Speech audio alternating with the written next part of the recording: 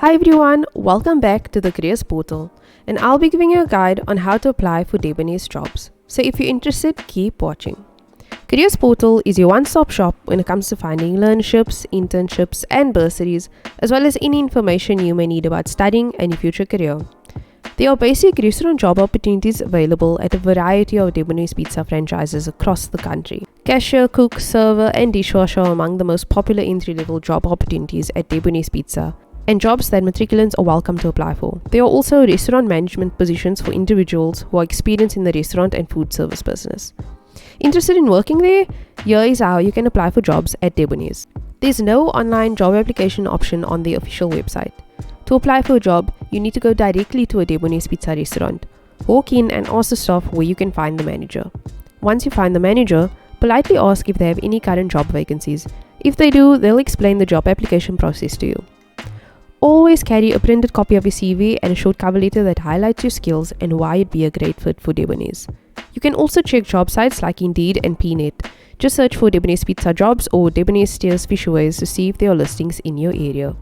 Tips on how to create a great CV and cover letter on our channel and also on our website www.careersportal.co.za. It is your responsibility to check that you have captured your important information correctly when applying, so that potential employers can reach you easily and offer you a job opportunity. Take into account that some of this information that employers can ask for can include a cell phone number, email address, home address, your education history, your previous employment history, and, depending on the job, a portfolio of your previous work. All of this is important in following the recruitment process, procedures, and systems.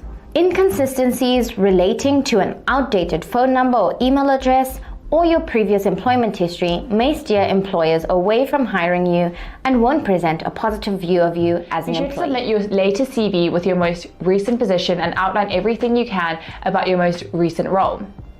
Another tip for your CV is that if you've been out of work, you'll have a gap in your employment history. To turn this around, show that you use that time productively, such as with personal projects.